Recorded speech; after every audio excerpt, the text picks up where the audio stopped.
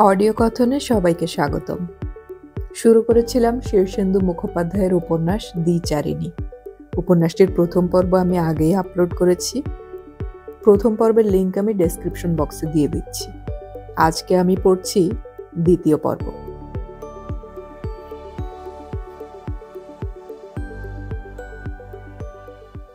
প্রথমে আমরা শুনব কুসুম কুমারের কথা। আশ্বিনে নরুবাবুর গোডাউনে লরিতে মাল লোড করা আর লরি থেকে মাল খালাসের একটা কাজ পেয়েছিলাম। দিন মজুরির কাজ, রোজ 25 টাকা করে। সকাল 9টার মধ্যে হাজির হতে পারলে কাজ জুটত, দেরি হলে অন্য লোক ঢুকে যেত। আমার অবশ্য দেরি হতো না, সময় মতোই চলে গিয়ে লাইনে দাঁড়াতাম। ম্যানেজার বাবুর খাতায় নাম লিখিয়ে ঢুকে পড়তাম কাজে। হাড় ভাঙা খাটুনি, লোহার পাত আর চট দিয়ে মোড়া বড় বড় চৌকো সব প্যাকেট। কি যে আছে ভেতরে কে জানে, কিন্তু তুলতে নামাতে হাড় কটমট করত। আমার কিছু খারাপ লাগতো না, বর্ষা কাজের চেয়ে এ বেশ ভালো। অন্য সব কুলিদের সঙ্গে আমার বেশ ভাবসাব হয়ে যাচ্ছিল। কিন্তু মুশকিল হলো, একদিন নরুবাবু নিজেই একটা গুরুতর লোডিং দেখতে এসেছিলেন। রোজ যেমন করি তেমনি সেদিনও জামাটা ছেড়ে রেখে স্যান্ডো গেঞ্জি গায়ে মাল তুলছিলাম। গোডাউনের ফটকে দাঁড়িয়ে মন দিয়ে দেখছেন। ফর্সা মোটাসোটা চেহারা, মুখখানা বেশ গম্ভীর গোছের। হঠাৎ চেঁচিয়ে উঠলেন নরুবাবু, এই এই, ওই ছেলেটা কে দেখতো নরেশ, ওই যে গলায় পইতে। ম্যানেজার নরেশবাবু হন্তদন্ত হয়ে এসে আমাকে পাকড়াও করে জামা ধরে নিয়ে নরুনবাবুর সামনে দাঁড় করিয়ে দিলেন। নরুনবাবু কটমট করে চেয়ে বললেন, তুমি বামুন? ঘাবড়ে গিয়ে বললাম, যে আজ্ঞে। সত্যিকারের বামুন নাকি কালীঘাটে গিয়ে পইতে চড়িয়েছ? আমি বিরস মুখে বললাম, তাতে লাভ কি, আজকাল আর বামুনের দাম কে দেয় বলুন। নরুবাবু কোমরে হাত দিয়ে আমাকে খানিকক্ষণ আপাদমস্তক নিরীক্ষণ করে বললেন, শোনো বাপু, বামুনকে দিয়ে কুলির কাজ করিয়ে নরকে যেতে পারবো না। তুমি আজকের পাওনাটা নরেশের কাছে বুঝে নিয়ে বিদায় হও। আমি হাঁ করে নরুবাবুর দিকে খানিকক্ষণ চেয়ে থেকে বললাম, যে আজ্ঞে, তবে বামুনকে উপসী রেখে ভাতে মারলেও শুনেছি পাপ হয়। নরুবাবুর চোখ দুখানায় দুশ্চিন্তার ছায়া পড়ল। বুঝলাম উনি মুশকিলে পড়েছেন। একটু দোনমনো করে বললেন, তাহলে তোমাকে দিয়ে কুলিগিরি করাতে পারবো না বাপু। তোমার কি অবস্থা খুব খারাপ? আগে কহতব্য নয়। তাহলে বরং কাল এসে আমার সঙ্গে দেখা করো, বামুন সম্পর্কে আমার একটু দুর্বলতা আছে। পরদিন যেতেই নরুবাবু বললেন, হিসেব রাখতে পারবে? শক্ত কি, অঙ্কে মাধ্যমিকে আমি 60 পেয়েছিলাম। নরবাবুর চোখ কপালে। বলো কি, মাধ্যমিক পাস নাকি তুমি? যে আজ্ঞে। হারে রাম রাম, মাধ্যমিক পাস সে কথা আগে বলবে তো। তাহলে নরেশের কাছে কাজ বুঝে নাও, হিসেবপত্র রাখতে হবে। আমার ডেজিগনেশন হলো অ্যাসিস্ট্যান্ট ম্যানেজার। মাসে 3000 টাকা বেতন। হাতে পাওয়া যাবে 800। হরে ধরে কশ্যপ গোত্র। কুলিগিরি করলেও 32 দিনে ওই 800ই হয়। দিন কয়েক বাদে নরেশবাবু চশমার ভিতর দিয়ে আমাকে নিরীক্ষণ করে বললেন, তুমি বেশ তৈরি ছেলে হে, পৈতের জোরে দিব্যি কুলি থেকে অ্যাসিস্ট্যান্ট ম্যানেজার হয়ে গেলে। আগে পৈতের যে এখনো দাম আছে সেটা আমিও জানতাম না। আজকাল অনেক জায়গায় বামুন দেখলেই ঠেঙায়। তাই নাকি? যে আজ্ঞে, দক্ষিণ ভারতে বামুনরা নাকি লোকের দুচক্ষের বিষ।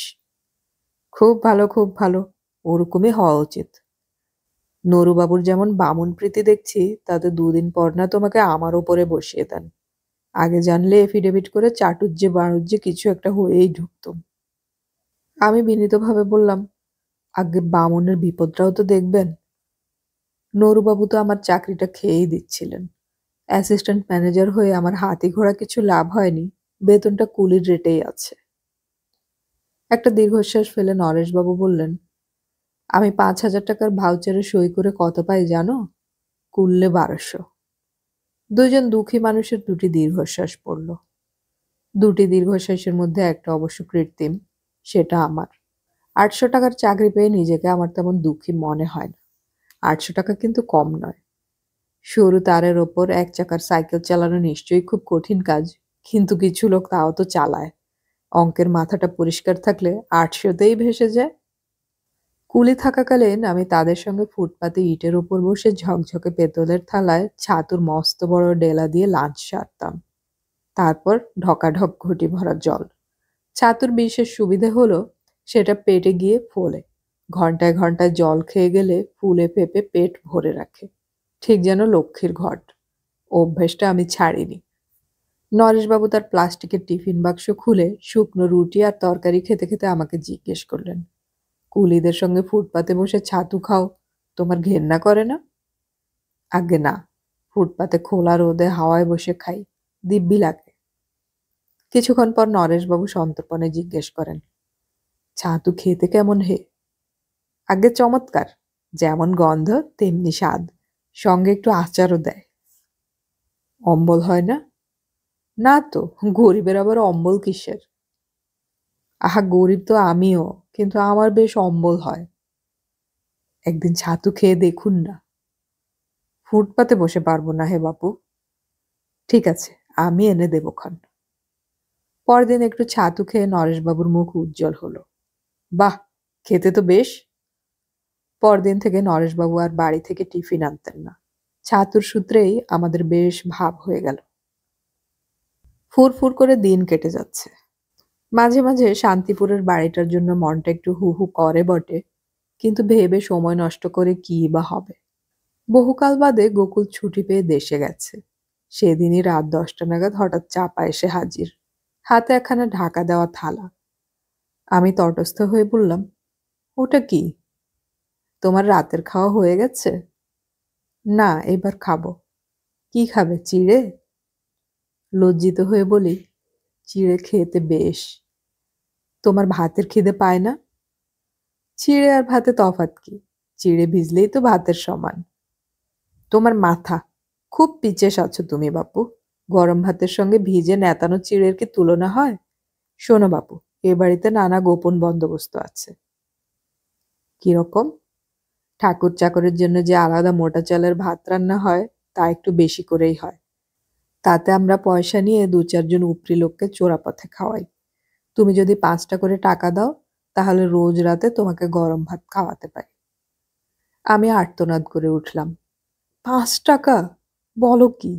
আমি তো বাজারের সবচেয়ে সস্তা মোটা চিড়ে কিনে আনি, 2 মুঠো ভিজিয়ে রাখি, তাই ফুলে এতখানি হয়ে যায়। একটু গুড় দিয়ে সপাসপ মেরে দেই। আত্মাকে আর কত কষ্ট দেবে? আত্মা কি কষ্ট পায় চাপারানি? আত্মার সুখও নেই, দুঃখও নেই, খায়ও না, হাগেও না, জাগেও না, জন্মায়ও না, মরেও না। রক্ষে করো বাপু, আমার ঘাট হয়েছে। ঠিক আছে, তুমি না হয় 3টে করেই টাকা দিও, তাতে হবে?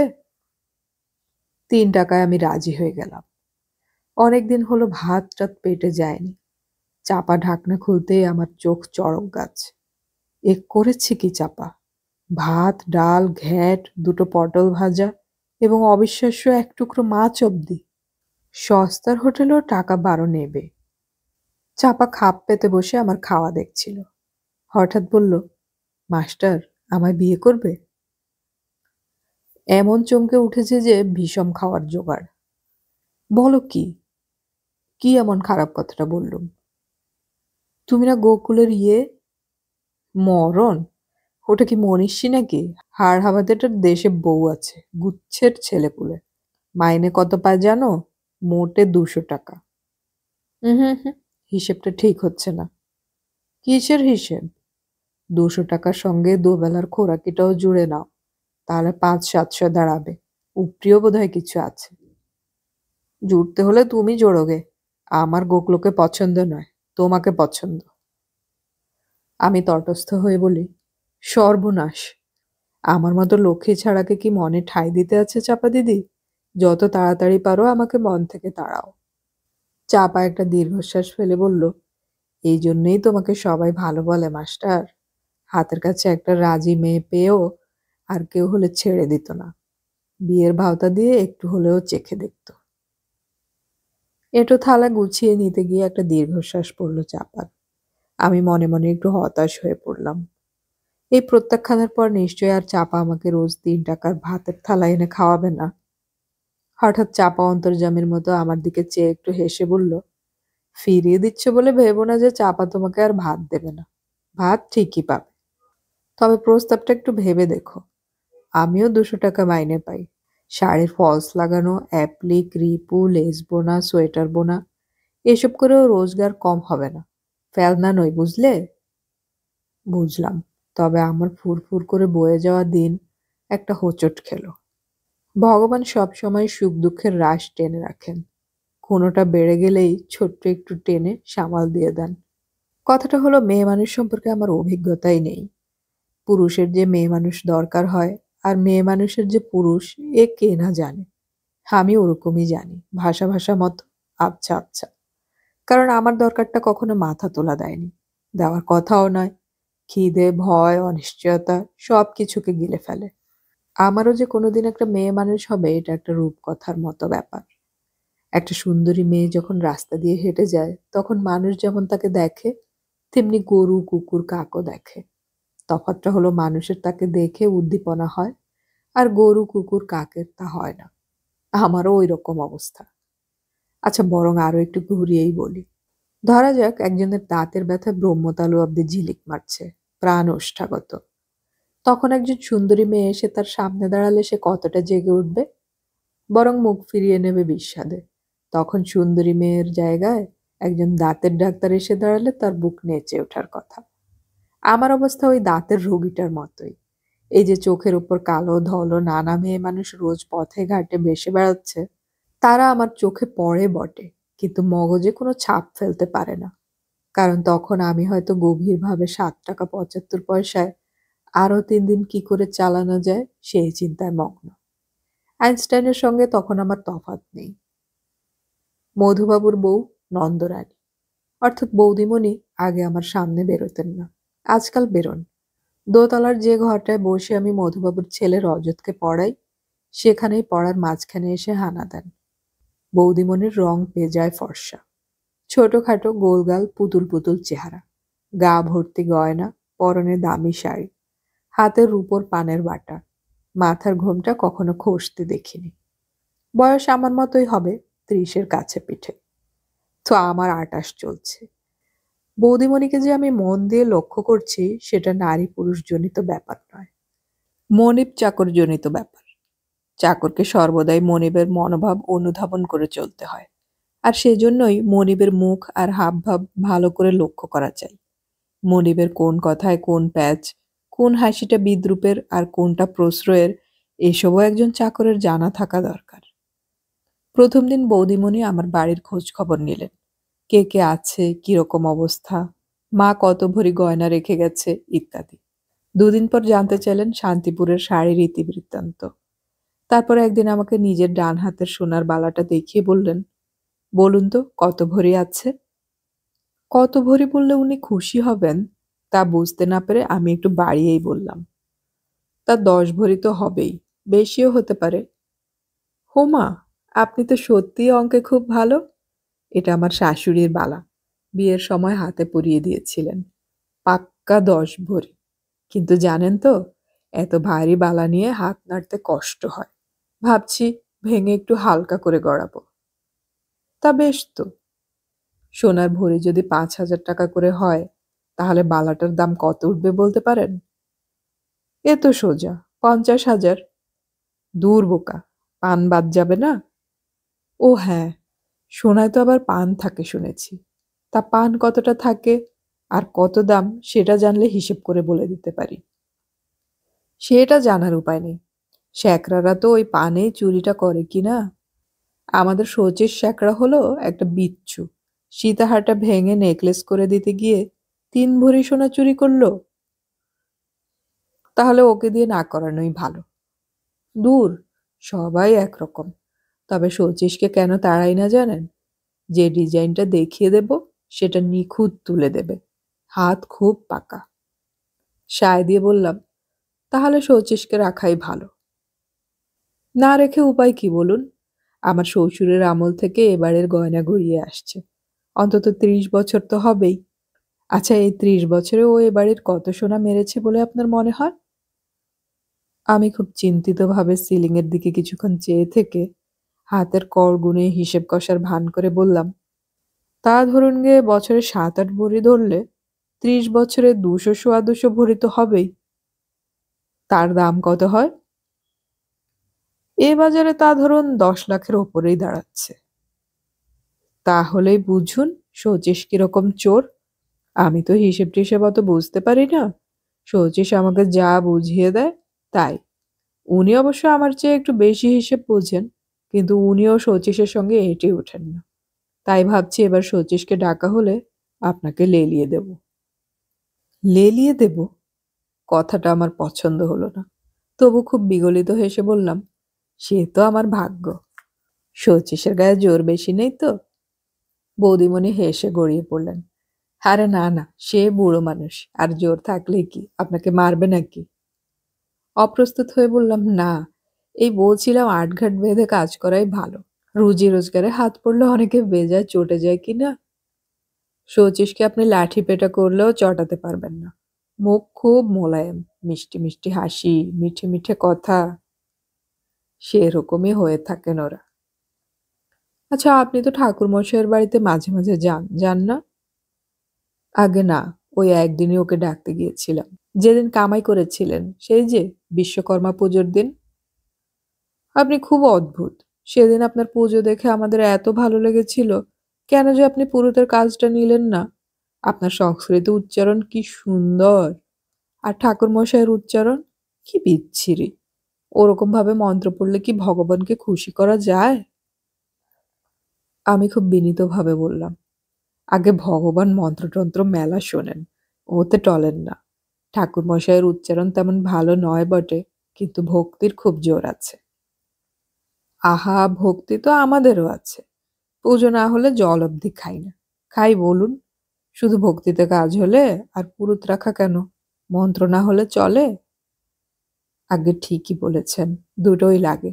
ধরুন মন্ত্রটা হলো নৌকো, আর ভক্তিটা হলো বৈঠা।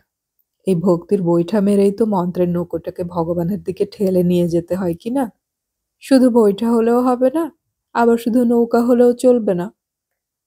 বাহ, আপনি তো বেশ বললেন। তা আপনার কি ভক্তি নেই নাকি? আমি যে ঘোর পাপী। তাই বুঝি? তা কি কি পাপ করেছেন শুনি? মাথা চুলকোতে চুলকোতে বললাম, এখনো তেমন কিছু করে উঠতে পারিনি বটে, ফুরসত পেলেই হয়তো করে ফেলব। যাহ, আপনি তো বেশ ভালো লোক। যে আজ্ঞে। আচ্ছা, ঠাকুরমশাইয়ের মেয়েকে আপনি দেখেছেন? মেয়ে? বলে আমি খুব চিন্তান্বিত হয়ে পড়লাম। কোনো মেয়েকে দেখেছি কিনা মনে পড়ল না। মাথা নেড়ে বললাম, না। দেখেননি? মনে হচ্ছে না। আচ্ছা, আপনি কি একটা, শুনেছি মেয়েটার নাকি বিলেত ফেরত পাত্রের সঙ্গে বিয়ে হচ্ছে। আমি চোখ বড় বড় করে বললাম, তাই? আমার তো বাপু বিশ্বাসই হয় না। গায়ের রং তো নিশ্চয়ই হাকুচ কালো, আর মুখেরই বা কি এমন ছিঁড়িছাদ হবে বলুন? আজকাল তেলে যা ভেজাল, মাথার চুলও নিশ্চয়ই পড়ে পড়ে ব্যাঙাচির লেজ হয়ে গেছে। ও মেয়ের কি করে বিলেত ফেরত পাত্র জুটছে বলুন তো? এটা তো ভাববার কথা। লেখাপড়াও বেশি দূর নয়, মাধ্যমিকটা বোধহয় টেনে মেনে পাশ করেছে। তাই হবে। তাহলে ও মেয়ের মধ্যে পাত্রপক্ষ কি দেখলো? কিছু না কিছু না, দেখার আছেটাই বা কি? না না, ওরকম ভাষা ভাষা কথায় হবে না। আপনি একদিন গিয়ে মেয়েটাকে দেখে আসুন তো। ভালো করে দেখবেন, একেবারে আগা পাশতলা। তারপর আমাকে এসে সব বলবেন। আমি সেই থেকে ভেবে মরছি, ঠাকুরমশাইয়ের মেয়ের এমন বিয়ে হয় কি করে? তারপর শুনছি মেয়েও নাকি বরের সঙ্গে বিলেত যাবে, মেম সেজে গ্যাটম্যাট করে ঘুরে বেড়াবে। আমি হুঙ্কার ছাড়ার একটা ব্যর্থ চেষ্টা করে বললাম, বটে বটে। কবে যাবেন বলুন তো? যবে বলবেন। কালকে গিয়ে ঘুরে আসুন। যে আজ্ঞে। আচ্ছা, সেদিন যে ওদের বাড়ি গেলেন, ওরা ঘরে ডেকে বসায়নি? তা বসিয়েছিল। চাটা খাওয়ায়নি? আগে মনে পড়ছে, চায়ের সঙ্গে দুটো থিন অ্যাবারুট বিস্কুটও ছিল। চা দিতে কে এসেছিল? আমি খুব চিন্তিতভাবে বলি, একটা মেয়েই তো মনে হচ্ছে। বউ নয় তো? মানে ঠাকুরমশাইয়ের স্ত্রী নন তো? তাও হতে পারে। না না, ঠাকুরমশাইকে বাবা বলেই ডাকছিল যেন। উহ, আপনাকে নিয়ে আর পারি না। আমি খুবই লজ্জিতভাবে চুপ করে থাকি। উনি মৃদু মৃদু হাসলেন। কাল সকালেই যাবেন কিন্তু। এমনি গেলে কিছু ভাবতে পারে। আপনি বরং ভান্ডারির কাছ থেকে ঠাকুরমশাইয়ের জন্য একটা সিধে নিয়ে যাবেন। বলবেন আমি পাঠিয়েছি। যে আজ্ঞে। রাহা খরচ বাবদ বৌদিমণি ৫টা টাকাও দিলেন। ব্যাপারটা হলো বৌদিমণি যা জানতে চান তার জন্য ঠাকুরমশাইয়ের মেয়েকে দেখতে না গেলেও চলে। দেখতে মেয়েটা যেমনই হোক আমাকে এসে বলতেই হবে যে মেয়েটা কালো, কুৎসিত। সেই সঙ্গে যদি দাঁত উঁচু বা হাড় গিলে যোগ করে দেই তাতেও বৌদিমণি খুশিই হবেন। বৌদিমণি মেয়েটাকে না দেখেও যে বিবরণ দিয়েছেন, আমি চাকর মানুষ, তার বাইরে যাই কি করে। তবে এটাও ঠিক কথা যে সেদিন আমি মেয়েটাকে ভালো করে দেখিনি। গরিবের পক্ষে এটা একটা বিরাট বড় ভুল। গরিবের উচিত সর্বদা সবকিছু খুব ভালো করে নিরীক্ষণ করা। নিখুঁত ও পরিষ্কার পর্যবেক্ষণ না থাকলে গরিবের পক্ষে মুশকিল। পথে পড়ে থাকা টাকাটা সিকেটাও তার নজরে পড়বে না। কাঙালি ভোজের ফেস্টুন তার চোখ এড়িয়ে যাবে। কানা বেগুন কিনতে গিয়ে হয়তো ভালো বেগুন দর করে বসবে। গরিবের তাই চোখ চাই। আমার চোখ কিন্তু খারাপও নয়। সব সময় সব জায়গায় আমি চারদিকটা বেশ করে নিরীক্ষণ করি। জায়গা, মানুষ, সুযোগ সুবিধে, লাভালাভ। সেই দিনটায় মাথাটা একটু বিভ্রান্ত ছিল বটে। ঠাকুরমশাইয়ের ২০ বছরের পুরনো কাজটা চলে যাচ্ছে বলে আমি হন্তদন্ত হয়ে ছুটেছিলাম। যে দরজা খুলল সে কালো না ধলো, রোগাপটকা না ধুমসি, তাও তো খেয়াল করা হয়নি। একবার ভাবলাম যাব না। বৌদি যেমনটি চান তেমনটি বলে দিলেই তো হয়ে গেল। কিন্তু ভান্ডারির কাছ থেকে সিধে নিয়ে যেতে হবে বলে কথা আছে। ৫টা টাকা রাহা খরচও তো পকেটস্থ করতে পারি না। সুতরাং যাওয়াই সাব্যস্ত হলো। দরজা খুলল মেয়েটাই। হো আপনি? ভেতরে আসুন। না না, এই তো বেশ আছি। আজ ঘরে বাসি গন্ধ নেই। আমরা আজ সকালেই উঠেছি। বাবা তর্পণ করতে গেল কি না? ভারী লজ্জা পেয়ে বললাম, ঘরে বসার দরকার নেই। বৌদিমণি এই সিধে পাঠিয়ে দিলেন। মেয়েটা ভ্রু কোঁচকালে মুখটা দেখলাম অন্যরকম হয়ে যায়। বেশ ভয় ভয় করে। অবাক হয়ে বলল, সিধে? সিধে কেন? গলা খাকারি দিয়ে বললাম, সিধে কেন তাও তো ভেঙে বলেননি। মেয়েটা হেসে বলল, চা খাবেন না? আদা দেওয়ার কথা মনে আছে কিন্তু। কথা চলছে, আমি সেই ফাঁকে দিব্যি সকালের ফর্সা আলোয় মেয়েটাকে নিরীক্ষণ করে নিচ্ছি। কিন্তু মুশকিল হলো মেয়েটা যে কেমন তা কিছুতেই বুঝতে পারছি না। নাক, চোখ, মুখের আদল, গায়ের রং, কতটা ফর্সা, রোগা না মোটা তা আলাদা করে বোঝার চেষ্টা করতে লাগলাম। সুবিধে হলো না। মেয়েদের ব্যাপারে আমি একেবারেই দিনকানা। মেয়েটা বলল, সেই থেকে আমাদের বাড়িতে আপনাকে নিয়ে খুব কথা হচ্ছে। ভয় খেয়ে বলি, কেন? কথা হচ্ছে কেন? আমি তো কিছু করিনি। করেননি?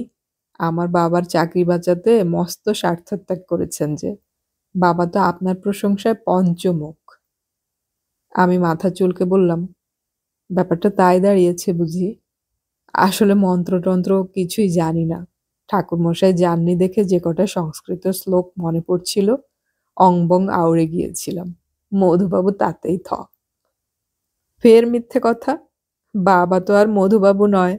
বাবা বলেছে আপনি পুজো আচ্চা ভালোই জানেন। তটস্থ হয়ে বলি, জানলেও ঠাকুরমশাইয়ের মতো ভক্তিভাবটা আমার নেই কি না? পেটের দায়ে। ফের মিথ্যে কথা। বাবারও ভক্তিভাব নেই মোটেও। বাবাও পেটের দায়েই পুজো করে। এখন ভিতরে এসে বসুন তো, আমি চা করতে যাচ্ছি।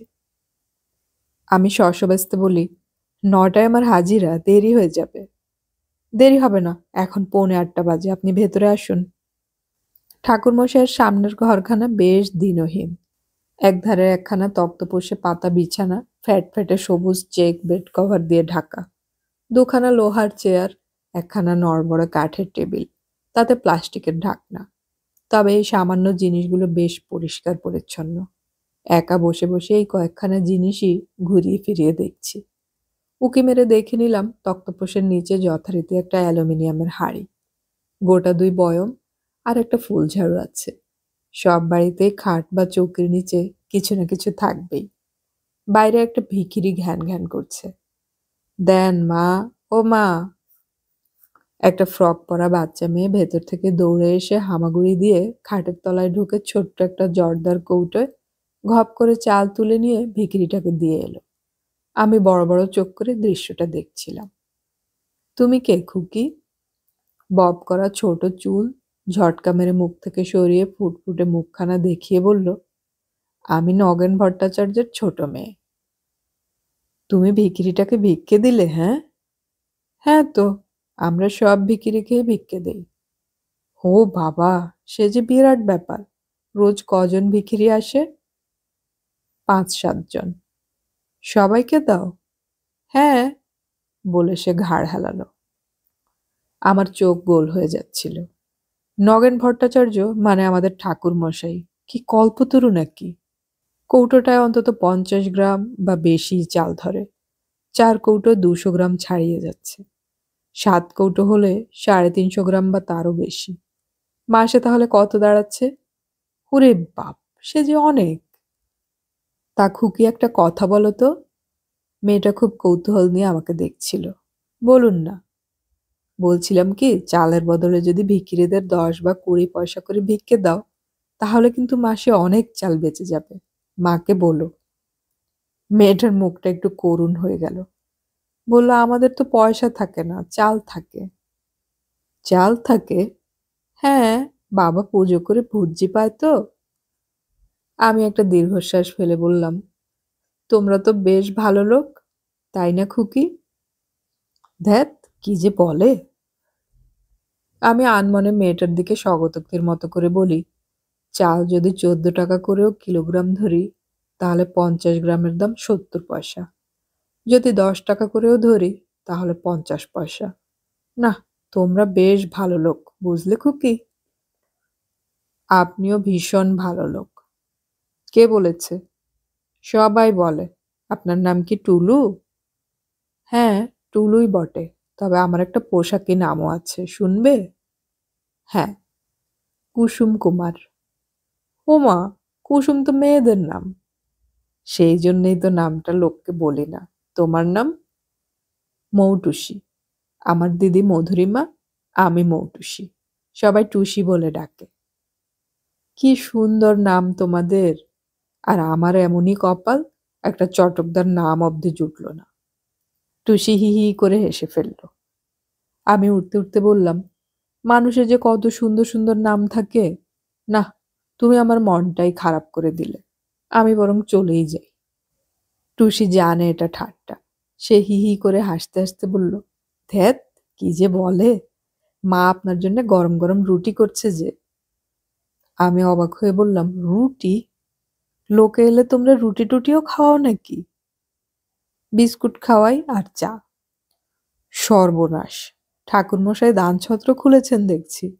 না, তাহলে তোমাদের বাড়ি আসা যাবে না। হুমা, কেন?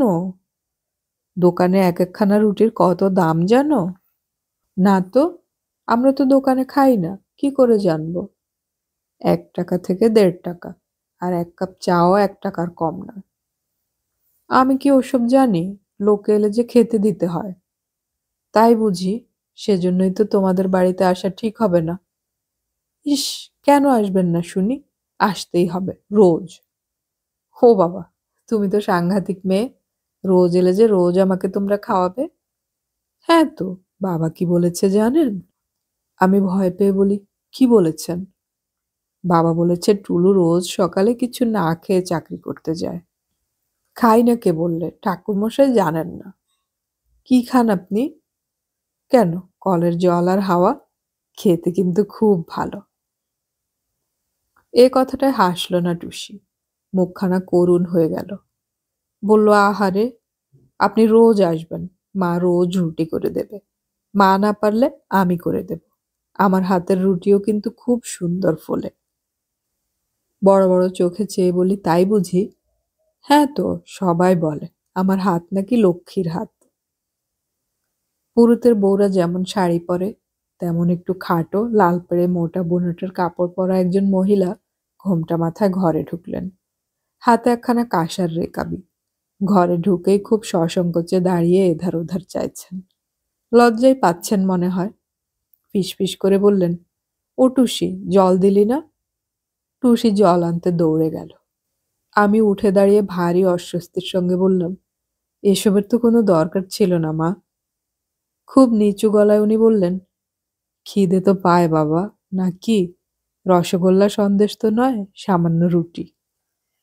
রুটি যে কি অসামান্য জিনিস সে আমিই জানি। রুটির পিছনে জল এলো, জলের পিছনে টুসি, তার পিছনে ঘরে ঢুকলো চা, চায়ের পিছনে মধুরিমা। ৩ জোড়া করুণ চোখ আমার উপরে স্থির হয়ে আছে। ৩ জোড়া চোখ থেকে ঝরে পড়ছে সমবেদনা, মায়া, দুঃখীর দুঃখে দুঃখ। কিন্তু ব্যাপারটা ঠিক হচ্ছে না। কোথায় যেন একটা ভুল হচ্ছে। করুণা ঘন ৩ জোড়া চোখ থেকে অজস্র কারুণ্য বর্ষণে আমি এতটাই ভিজে গেলাম যে কিছু বলার রইল না আমার। বলার আছেটাই বা কি? ৩ জনে ৩ ধারে দাঁড়িয়ে আমার খাওয়া দেখছিল। ৪ খানা রুটি আলুর চচ্চড়ি দিয়ে খাওয়ার মধ্যে কোনো আর্ট নেই জানি, কিন্তু দর্শক জুটে যাওয়ায় আমি খাওয়াটাকে যথেষ্ট শিল্পসম্মত ও সংযত করার চেষ্টা করছিলাম। মধুরিমা ধমক দিয়ে বলল, ও কিরকম ঠুকরে ঠুকরে খাওয়া হচ্ছে বলুন তো? ভালো করে খান, আরও রুটি আছে। আর লাগবে না। কে বলেছে লাগবে না? পেট ভরে খেয়ে যেতে হবে। ডাল ফুটছে, এক বাটি নিয়ে আসছি। মুখে যথাসাধ্য প্রতিবাদ করেছি বটে, কিন্তু আমার উপসী পেট থেকে কোনো প্রতিবাদ আসছিল না। ৪ খানার পর আরও ৪ খানা, এবং তারপর আরও ৩ খানা রুটি সে নির্লজ্জের মতো আলো থেকে অন্ধকারে টেনে নিল। কি লজ্জা! এরা আমাকে ভাববে কি? আমি বললাম, এটা ঠিক হচ্ছে না। মধুরিমা বলল, কোনটা? বড্ড বাড়াবাড়ি হয়ে যাচ্ছে। ১১ খানা রুটি। আপনাকে কে রুটি গুনতে বলেছে? কেউ বলেনি, গোনাটা আপনা থেকেই এসে যায়। আপনি খুব খারাপ লোক। মুশকিলটা হলো, যে কাজে আসা সেইটি কিছুতেই হয়ে উঠছে না। মেয়েদের রূপ অনেকটা ফলারের মতো। চোখ, নাক, মুখ, গায়ের রং যেন দুধ, কলা, চিড়ে, গুড়। ফলার যেমন মেখে জুখে একটা মোট স্বাদ হয়, রূপ জিনিসটাও তেমনি। কিন্তু আমার সমস্যা হলো, ১১ খানা রুটি খাওয়ার ফাঁকে ফাঁকে মেয়েটার নাক, মুখ, চোখ, রং সব আলাদা আলাদা করে দেখলেও ফলারটা ঠিক হয়ে উঠল না। মেয়েটা যে দেখতে কেমন সেটা বুঝতে না পেরে আমি হাল ছেড়ে দিলাম। সন্ধেবেলাতেই বৌদিমণি পানের বাটা নিয়ে পড়ার ঘরে এসে হাজির। ভালো করে দেখে এসেছেন তো? যে আজ্ঞে। বৌদিমণি বেশ গুছিয়ে বসে বললেন, বলুন তো কেমন দেখলেন? আমি খুবই বিকৃত করে বললাম, যাচ্ছে তাই, যাচ্ছে তাই। কালো কুৎসিত, মাথায় চুল নেই। আহা, অত হড়বড় করে বলতে হয় বুঝি? বেশ গুছিয়ে বলুন তো। আচ্ছা, গায়ের রংটা কেমন? কালো। কালো না চাপা? কালো আর চাপায় তফাৎ কি? বৌদিমণি হেসে ফেললেন। হোমা, কালো আর চাপায় তফাৎ নেই? আচ্ছা ধরুন আমাদের চাপা। চাপার গায়ের রং হলো চাপা, আর ঘর মুছে গুনেনের মা, ও হলো কালো।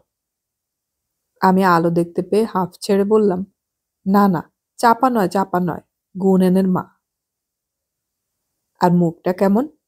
চোখ, নাক, ঠোঁট? কি জানেন, মনে হলো কোনোটাই ঠিক জায়গায় নেই। বৌদিমণি চোখ বিস্ফোরিত করে বললেন, তার মানে চোখের জায়গায় চোখ নেই? না মানে আছে, তবে দু চোখের মাঝখানে যেন অনেকটা ফাঁক। হে মা, তাহলে তো বিচ্ছিরি। চোখ দুটো কি বড় বড়? না না, বরং চিনেম্যানদের মতোই যেন। আর নাক কেমন? থ্যাবড়া, বেশ থ্যাবড়া। গালে হাত দিয়ে বৌদিমণি বললেন, হো মা গো, নাক থ্যাবড়া? থ্যাবড়া নাকি চাপা? আমি দৃঢ় গলায় বললাম, না, থ্যাবড়াই। ঠোঁট কি পুরু? বেশ পুরু, যেন দুখানা পটল চেপে বসে আছে। দাঁত উঁচু নয় তো? উঁচু নয় বলেন কি, বিরাট উঁচু। বৌদি মুখে আঁচল দিয়ে হেসে ফেললেন। ধ্যাত, আপনি কোনো কাজের নন। অত কুৎসিত কেউ হতে পারে? মেয়েটা অত কুৎসিত নয়, হলে অত ভালো বিয়ে হচ্ছে কি করে? মাথা চুলকে বললাম, তাও তো বটে, কিন্তু আমার তো বেশ কুৎসিত বলেই মনে হলো। উফ, আপনাকে পাঠানোই ঘাট হয়েছে।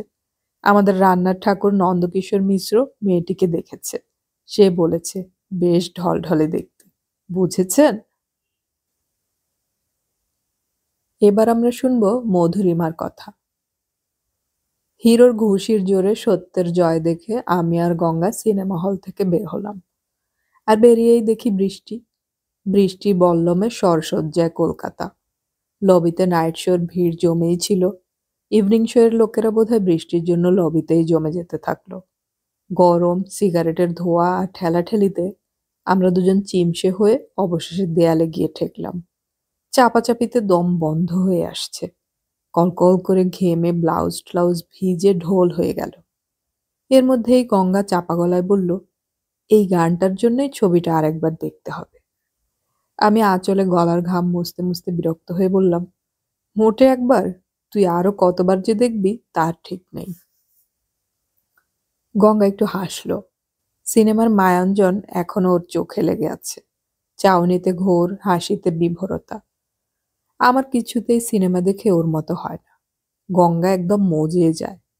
আমাদের পিছনের সিটে বসে একটা ছেলে সিনেমার গল্পটা আগে আগে বলে দিচ্ছিল। এইবার এই হবে, এইবার সেই হবে। আছে ওরকম অনেকে, যারা ব্যাপারটাকে খুব কৃতিত্ব বলে মনে করে। গঙ্গা এমনিতে নিরীহ হলে কি হয়? সিনেমা দেখায় বাধা পড়লে বাঘিনী। গঙ্গা প্রথমটা ছেলেটাকে একটা ধমক দিয়েছিল। তাতেও কাজ না হয় হঠাৎ উঠে পিছন ফিরে দাঁড়িয়ে বলল, আর একটা কথা বললে হল থেকে বার করে দেব। গঙ্গার সুবিধে হয়ে গেল। আশেপাশের লোকেরাও সঙ্গে সঙ্গে ছেলেটার উপর রুখে ওঠে। ছেলেটা মিইয়ে গেল, এমনকি অর্ধেক ছবি দেখে উঠেও গেল। আমাদের বাড়িতে একটা সস্তা ট্রানজিস্টর রেডিও আছে বটে, কিন্তু টিভি নেই। রেডিওটাই আমাদের যা কিছু আমোদ প্রমোদ। সেটাও মাঝে মাঝেই খারাপ হয়ে যায়। পাড়ায় বিশুদা বলে একজন সেটা কম পয়সায় সারিয়ে দেয়।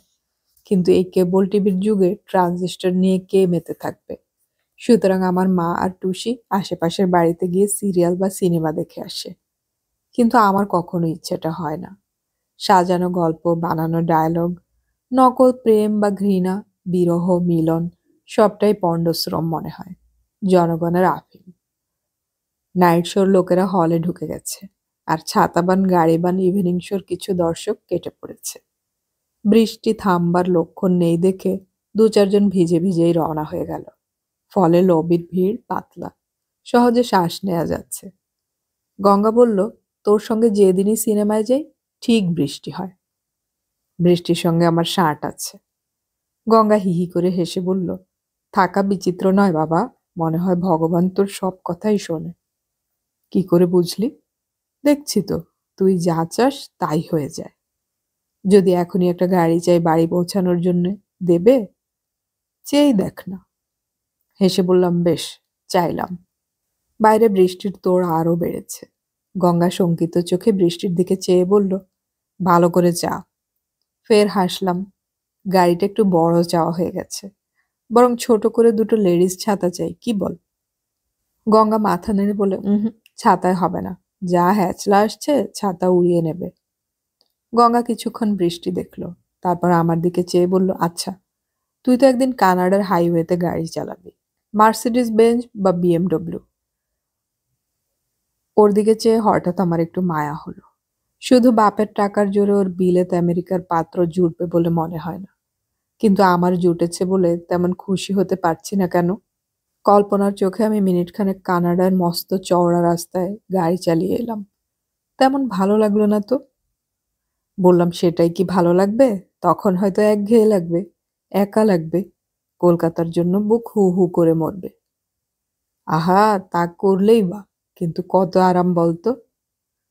কি জানি, কানাডার কথা ভেবে আমার তেমন কিছু আনন্দ হয় না। তোর কপালে কষ্ট আছে বুঝলি, ওরকম ঘ্যামা বর পেয়েও গাল উঠছে না। তোর কি হবে বলতো? সেইটাই তো বসে বসে রোজ ভাবি, আমার যে কি হবে। খিমচে দেয়াটা গঙ্গার স্বভাব।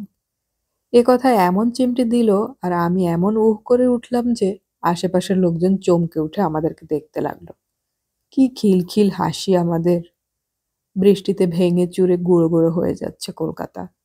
বৃষ্টি পড়ছে টরন্টোয়, প্যারিসে, নিউ ইয়র্কে। 100 বছর ধরে বৃষ্টি হোক। ডুবে যাক, ভেসে যাক সবকিছু। গঙ্গা বলল, ইস, মা চিন্তা করবে।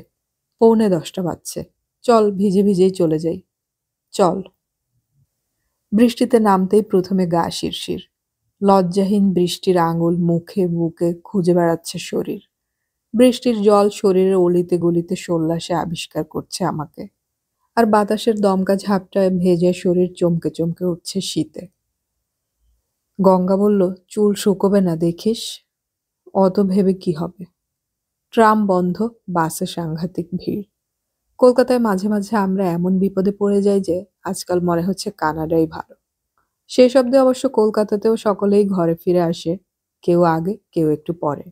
আমরাও ফিরলাম। ঘি নেই, গরম মশলা নেই, কম ডাল দিয়ে রান্না, তবু বেশ লাগলো মায়ের হাতের খিচুড়িটা খেতে। শোয়ার সময় টের পেলাম টাগড়া জ্বালা করছে। নাক শুলশুল আর শরীরে থিরথিরে একটা মৃদু সংকেত। টুসি বলল, দিদি, তোর গা কিন্তু গরম। জানি, সে আসছে। চুলও শুকোয়নি তোর, কি হবে? সে আসে সমস্ত শরীর জুড়ে সেতারের ঝংকার তুলে। মাথায় টুকটুক করে তার দুষ্টু থাবা, কনুই, হাঁটু, কবজি, চিবোয় নরম দাঁতে। এক দয়ালু বাঘের মতো সে খুব যত্ন করে খায় আমাকে। জ্বালা ভরা চোখ খুললে মেঘলা দিনের আলো আধারিতে ভরা ঘরখানাও কত মায়াবী দৃশ্য রচনা করে দিতে থাকে। উহ, মাগো, আর কত যন্ত্রণা দেবে আমাকে? কেন, তোমার ভালো লাগছে না? ভালো লাগার কথা বুঝি। এমন ভালোবাসা কোনো পুরুষ বাসতে পারবে বলো? তোমার শরীরের রন্ধ্রে রন্ধ্রে আমার সঞ্চার। এত মেশামেশি, এত এক হয়ে যেতে পারবে কেউ? তুমি মোটেই প্রেমিক পুরুষ নও। তাহলে কি? তুমি ধর্ষণকারী। মাঝে মাঝে তোমারও কি ইচ্ছে হয় না ধর্ষিতা হতে? সেটা পাগলে ইচ্ছে, ওরকম পাগলামি আমার কত হয়, তা বলে সেগুলো কি ভালো? খারাপও নয় কিন্তু। এই যে তোমার চারিদিকে একটা মাপা জগৎ, কি এমন আছে এখানে? মনের মধ্যে যে পাগল থাকে, সেই তো উল্টোপাল্টা রং লাগায়, চিত্র বিচিত্র করে রোজ দুনিয়ার চেহারা পাল্টে দেয়। পাগল কি আর সব পারে গো? সে কি পারে আমার এই শীতল বুকে ঝড় তুলতে? পারলে আমি কেন এত চেষ্টা করেও একজন পুরুষকে ভালোবাসতে পারছি না বলো? তুমি চেয়েছিলে একজন লুটেরা পুরুষ, সে তোমার যত কিছু লণ্ডভণ্ড করে দেবে। সে তো তেমন নয়। সে ভীষণ ভদ্র, ছোঁয়াচ বাঁচিয়ে চলে, দূরত্ব রাখে। তাকে তোমার পছন্দ হবার কথা নয়। তাই তো আমার জ্বালা। জ্বালাও ভালো, জ্বালার ভিতরেও কত স্বাদ আছে। তুমি বললেই তো হবে না, যার জ্বালা সে বোঝে। আমার কত জ্বর বলো তো? অনেক। গা পুড়ে যাচ্ছে। তোমার 2 চোখ লাল, সমস্ত শরীরে ব্যথার মৃদঙ্গ। কি ভালো লাগছে তোমাকে এখন। ঘোরের মধ্যে আমি হাসি। তোমার থাবার মধ্যে পড়ে থাকলেই শুধু আমাকে তুমি সুন্দর দেখো। আর কোনো সময় বুঝি নয়? না। বেশ মজা তো। হ্যাঁ, বেশ মজা। আমি তোমাকে ধীরে ধীরে খাচ্ছি। খুব ধীরে ধীরে তোমার সত্তা আর শরীর জুড়ে ছড়িয়ে পড়ছি। বেশিক্ষণ তো নয়। তোমাকে ছেড়ে আমাকে চলে তো যেতেই হবে। যতক্ষণ পাচ্ছি আঁশ মিটিয়ে নিতে দাও। হাসি। হেসে বলি, তাহলে আঁশ মিটিয়ে নাও। জ্বর বাড়ে। ঝিমঝিম এক রূপকথার জগতেই চলে যাই যেন। টুসি এসে সকালে গায়ে হাত দিয়ে বলল, বাহ, তোর গা একদম ঠান্ডা, জ্বর নেই। মনটা খুব খারাপ হয়ে গেল কি? হাসি হাসি মুখ করে টুসি বলল, একটা দারুণ খবর আছে। কি খবর? সুজিতদার মা আর বাবা তোকে দেখতে আসছে। অবাক হয়ে বলি, তাই নাকি? হ্যাঁ তো, আজ সকালে ট্রেনে এসে পৌঁছাবে। তোকে কে বলল? শেফালি বৌদির বাড়িতে গিয়েছিলাম কাল সন্ধেবেলায়, তখনই বলল। তোর ভয় করছে না? হেসে বললাম, ভয়ের কি? বাবা রে বাবা, শুনে অবধি আমারই কেমন ভয় ভয় করছে। যদি আবার তাদের পছন্দ না হয়? তাহলে তো ভালোই, তোদের ছেড়ে আমাকে আর দূর বিদেশে যেতে হবে না। ধ্যাত, আমি কবে থেকে আশা করে বসে আছি। কিসের আশা? তুই কানাডায় যাবি আর বছর খানেকের মধ্যে আমাকেও নিয়ে যাবি। উহ, কি সাংঘাতিক ব্যাপার হবে বলতো। মনে মনে এই কথাটা ভেবেই আমার কানাডা যাবার একটু ইচ্ছে হয়। যদি যাই তাহলে আমি ওখানে কিছু করব। তখন বাবাকে কিছু সাহায্য করা যাবে হয়তো। টুসিটাকেও নিয়ে যাব নিজের কাছে। পড়াশোনায় টুসি বেশ ভালো। হয়তো ওখানে তার একটা ক্যারিয়ার তৈরি হতে পারবে। বললাম, সুজিতকে তোর কেমন লাগে? দারুণ, কি ভদ্র, কি ভালো, আর অমিতাভ বচ্চনের মতো লম্বা। ও বাবা, তুই তো দেখছি প্রেমে পড়ে গেছিস। যাহ, বলে সে দুহাতে মুখ ঢাকলো। তোর খুব টেনশন হচ্ছে না রে? যদি পছন্দ না করে? টুসি মুখ টিপে টিপে হেসে বলে, হচ্ছে না? তারা আবার রাগী মানুষ কিনা কে জানে বাবা। রাগী হলে? আমি রাগী মানুষদের খুব ভয় পাই। আমিও তাই। শেফালি বৌদি বলছিল ওরা এসে তোকে একেবারে আশীর্বাদ করে যাবেন। একটা দীর্ঘ নিঃশ্বাস ফেলে বললাম, কি আর করা যাবে। আশীর্বাদটা হয়ে গেলে বাঁচি। কেন বলতো? আশীর্বাদ হয়ে গেলে আর বিয়েটা ভাঙবে না, তাই না? সেই জন্যই তো টেনশন। হ্যাঁ তো, কিন্তু তুই ঠিক এই সময় জ্বর বাঁধিয়ে বসে চেহারাটা খারাপ করে ফেললি যে, তাই টেনশন হচ্ছে। আমার চেহারাটা তো এমনিই খারাপ, তার চেয়ে আর কি খারাপ হবে? ধ্যাত, সবাই বলে তোর নাকি দারুণ পার্সোনালিটি। সুজিতদা তোকে তো আর এমনি এমনি পছন্দ করেনি। কত ভালো ভালো পাত্রীর খবর ছিল ওদের কাছে। শেফালি বৌদি বলেছে বুঝি? হ্যাঁ তো। টুসি আমার চেয়ে 5 বছরের ছোট। ওর মুখখানা দেখলেই বোঝা যায় বড় হয়ে ও খুব সুন্দরী হবে। বোনটার জন্য আমার বড় মায়া। এখন অব্দি দিদি ওর ধ্যান জ্ঞান। ওকে ছেড়ে যেতেই আমার কষ্ট হবে সবচেয়ে বেশি। তুই উঠে পড় দিদি, তৈরি হতে থাক। অবাক হয়ে বলি, কিসের তৈরি? তোকে যে ভীষণ রুখু রুখু লাগছে। চুলগুলো কি হয়ে আছে বাবা? রোগাও হয়ে গেছিস, কি যে হবে। খুব হাসলাম। সবে তো জ্বর ছেড়েছে, শরীর ভীষণ দুর্বল। এখনই কি হুড়যুদ্ধ করতে পারি? অত অস্থির হোস নে। পছন্দ যদি না করে নাই করবে। আমরা তো বেশ আছি। না না, ওঠ, আমি তোকে ধরে তুলছি। বাধ্য হয়ে উঠে বসলাম। বেশ বেলা হয়েছে। আমাদের টেবিল ঘড়িতে 8:30। মায়ের মুখে চোখেও বেশ টেনশন। আমাকে দেখেই বলে উঠল, সব শুনেছিস? কি মা? ওরা নাকি আজই এসে পৌঁছাচ্ছেন। তাতে কি? ওমা, কত বড় মানুষরা আসছে, আমাদের তো কোনো আয়োজনই নেই। কিসের আয়োজন? ঘরদোর গোছানো, ভালো মিষ্টি টিষ্টি আনা। তোর বাবাকে তো বলেছি। এখন কি করে দেখ। তার উপর এমন কপাল, ঠিক এমন সময়টাতেই তোর জ্বর হলো। কেন যে সেদিন বৃষ্টিতে ভিজতে গেলি? অত ভেবো না। ভাববো না? বলিস কি? ভগবান মুখ তুলে চেয়েছেন, এখন তীরে এসে তোরই না ডোবে। আমাদের যা কপাল। ভগবান যদি মুখ তুলে চেয়েই থাকেন, তাহলে তোমার তরি ডোবায় কার সাধ্য? ভগবানের উপর তোমার বিশ্বাস নেই মা? তা আছে বাপু, গরিবের তো ভগবানই ভরসা। দেখি মুখখানা। দেখো, তোমার প্যাঁচা হাড় গিলে মেয়েকে ভালো করে দেখে নাও। দেখুন সুন্দরী না হতে পারিস। তোর মতো অমন ঢলঢলে মুখ কজনের আছে? একটু শুকনো দেখাচ্ছে ঠিকই, তেল দিয়ে চুল বাঁধলে ওটুকু ঢেকে যাবে। বরং জল গরম করে দেই, একটু চান করে নে। সর্দি জ্বরে বড্ড কাহিল করে ফেলে। দেখি গা। মা কপালে হাত রেখে আপন মনে বলল, না, জ্বর নেই বাবা। জ্বর না থাকলেও কাশি আছে। শরীর বেশ দুর্বল। আয়নায় নিজের মুখটা দেখে আমার বিশেষ পছন্দ হলো না। ওরাও যদি পছন্দ না করেন, তাহলে টেনশন থেকে বাঁচি। বাবা বাড়ি ফিরে ঘোষণা করলো ওরা বিকেলেই আসছেন। মা বিপন্ন মুখে বলে, তাহলে কি ব্যবস্থা হবে? বাবাও বেশ নার্ভাস। বলল, মিষ্টি টিষ্টি এনে দেবো আর কি। মা মাথা নেড়ে বলে, বাজারের মিষ্টি বেড়ে দেওয়াটা ভালো দেখায় না। বরং একটু লুচি টুচি করলে হতো, সঙ্গে আলুর দম আর মিষ্টি। তা করতে পারো, তবে ওরা কি আর ওসব মুখে তুলবেন? আর শোনো, একটু ভালো চা পাতা আনতে হবে। আমাদের বাড়ির যা চা, ও শুধু আমরাই খেতে পারি। চাও আনা হবে। আমাদের গরিব সংসার দেবদূতের আগমনের জন্য তৈরি হতে লাগলো। গঙ্গাদের বাড়ি থেকে একটা ভেলভেটের জমকালো বেড কভার চেয়ে আনলো টুসি। মলিন ঘরে সেটা বিকট দেখাতে লাগলো। আমি বললাম, টুসি, ওটা তুলে ফেল। কেন রে দিদি? ওটা দেখেই বুঝবে যে ধার করা জিনিস। তার চেয়ে বিছানার ওপর মাদুর পেতে দে, বরং খারাপ দেখাবে না। কি যে বলিস, কেমন সুন্দর বেড কভারটা। সে তো ঠিকই, অত সুন্দর বেড কভার কি এ ঘরে মানায়?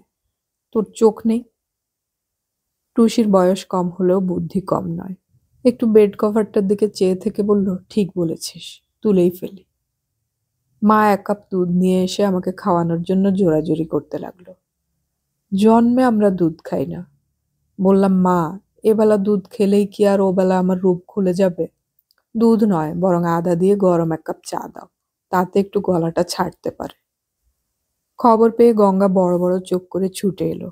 বগলে তার গতবারের পুজোয় কেনা দারুণ সুন্দর বঙ্কাই শাড়ি। শুনেছিলাম 4,000 টাকা দাম। বলল, আজ এটা পরে আশীর্বাদ নিতে হবে তোকে। অন্যের শাড়ি পরতে এমনিতেই আমার ঘিন ঘিন করে, তার উপর অত দামি শাড়ি।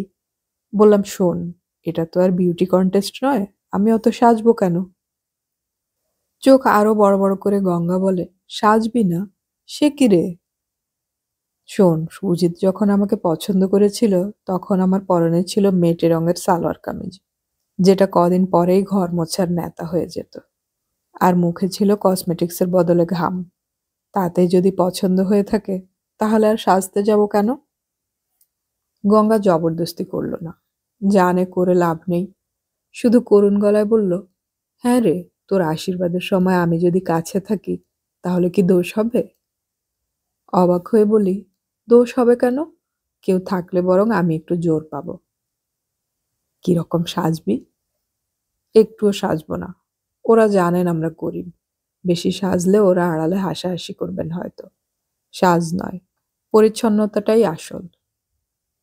তোর সত্যিই খুব সাহস। সাহস নয় রে, কমন সেন্স। নিজের অবস্থা লুকোতে চাইলেই গন্ডগোল বাঁধে। আদা দিয়ে চা খাওয়ার সময় হঠাৎ খুব হাসি পেল।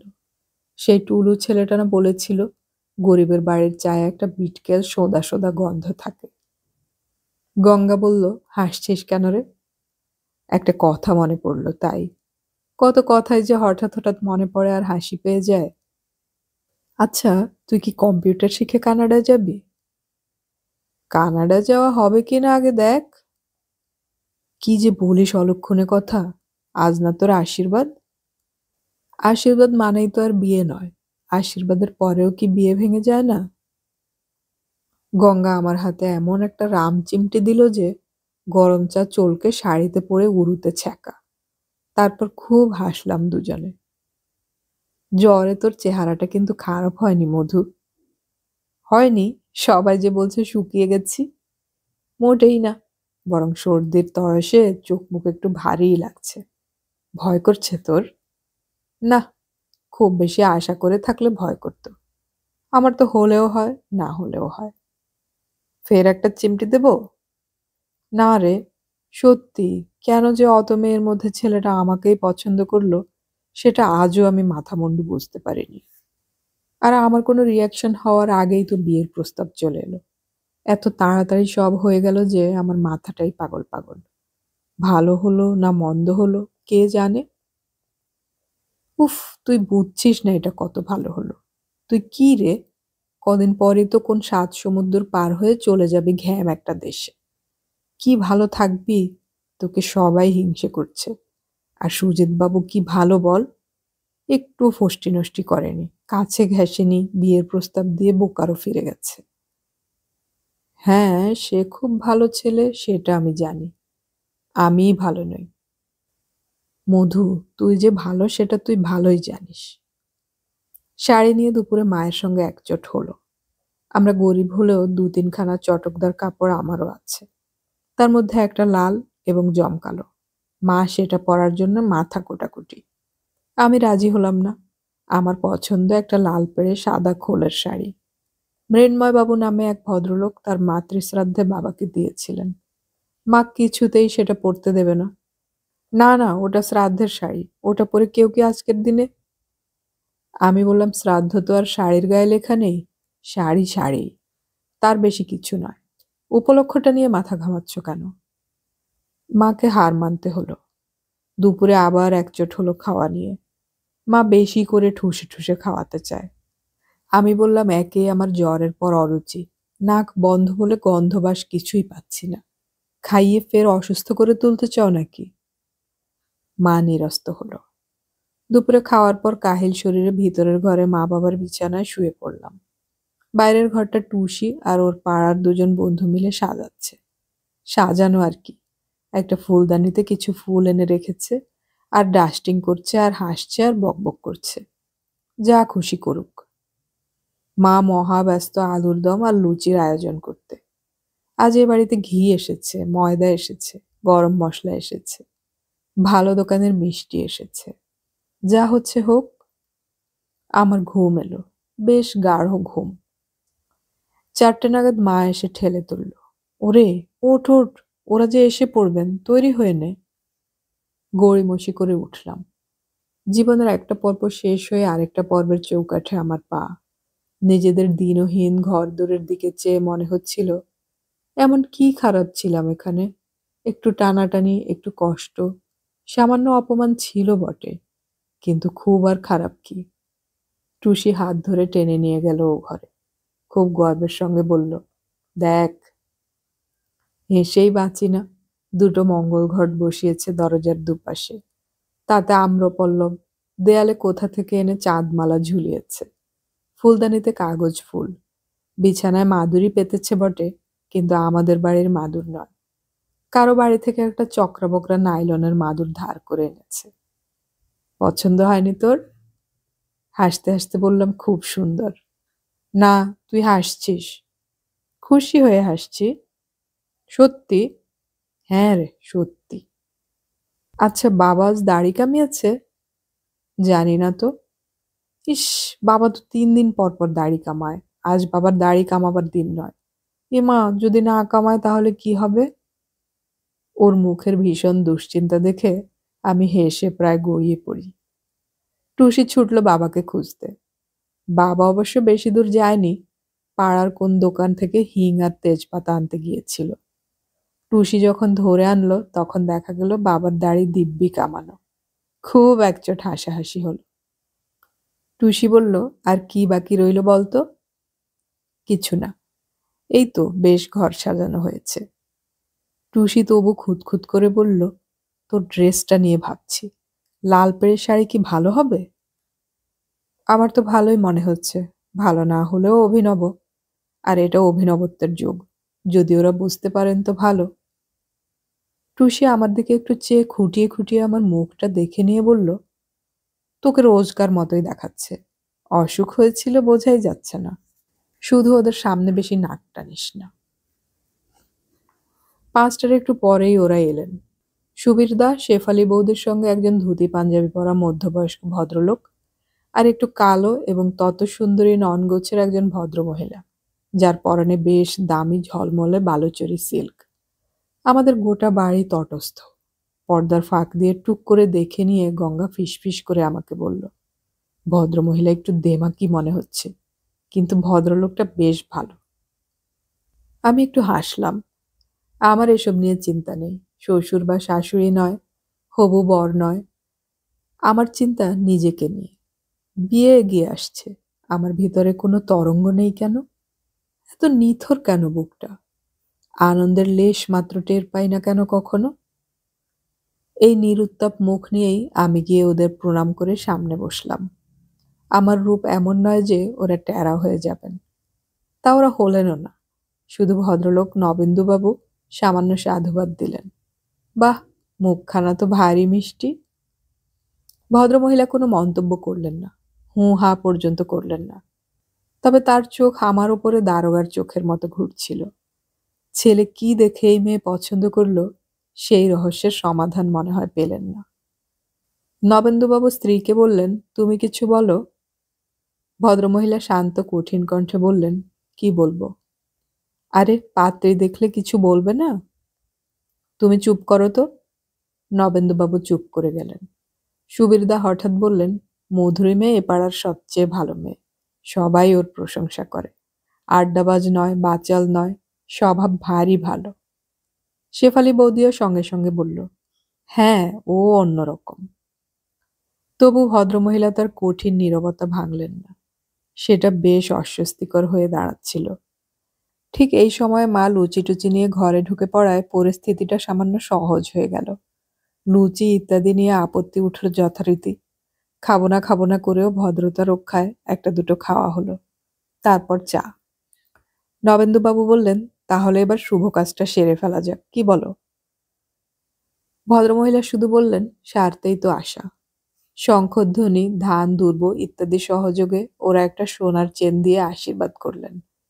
আমার ভিতরটা যেমন নিথর তেমনই রইল। কিছু মামুলি কথাবার্তার পর ওরা চলে গেলে হাঁফ ছেড়ে বাঁচলাম। মায়ের চোখে আনন্দাশ্রু, বাবা বিহ্বল। গঙ্গা বোকার মতো কেবল হাসছে, টুসির মুখে চাপা উত্তেজনা। গঙ্গা বলল, বলেছিলাম না শাশুড়িটা দেমাকি। উদাস গলায় বললাম, তা হবে হয়তো, তবে তোর শ্বশুরটা ভালো। কত বড় চাকরি করে, অত বড় ইঞ্জিনিয়ার, আর একটুও অহংকার নেই। 4টে লুচি খেয়েছে। হেসে ফেলে বললাম, যাহ, লোকের খাওয়ায় নজর দিতে নেই। নজর দেইনি, বলছিলাম যে বেশ সাদামাটা লোক। অনেকে খাওয়ার মধ্যে স্টাইল দেখিয়ে একটুখানি খায়, এই ভদ্রলোক তা নয়। আলুর দমটা তো চেটে পুটে খেয়েছে, মিষ্টিও। তাহলে দেখিস, ঠিক ব্লাড সুগার আছে। সুগারের রোগীদের খুব মিষ্টির উপর ঝোঁক। না রে, লোকটা ভালো। পরদিন গঙ্গা খবর আনলো জয়া দেবী অর্থাৎ আমার হবু শাশুড়ির নাকি আমাকে অপছন্দ নয়, তবে বলেছেন রংটা আর একটু ফর্সা হলে ভালো হতো। তাহলে পাশ করে গেছি বল। Letter marks. আচ্ছা, ওদের কেমন লাগলো বললি না তো? খারাপ কি? আহা, ঝেড়ে কাস না বাবা। ভালোই তো। না, চিমটি না কাটলে তোর পেট থেকে কথা বের করা যাবে না। রক্ষে কর ভাই, পেটে কোনো কথা নেই। আসলে আমি ওদের নিয়ে মাথায় ঘামাইনি। শুধু সুজিত বাবুকে নিয়ে? তাও নয়, আমার সমস্যা নিজেকে নিয়ে। মনে হচ্ছে আমার নিজের ইচ্ছে তো আর এসব হলো না, একজন পছন্দ করে ফেললো বলে বিয়ে হয়ে যাচ্ছে। এতে আমার কোনোই ভূমিকা নেই। এসব নিয়েই ভাবি। আর শ্বশুর শাশুড়ির কথা বলছিস? কোন মেয়েরই বা শ্বশুর শাশুড়ি পছন্দসই হয় বল? ওসব মানিয়ে গুছিয়ে নিতে হয়।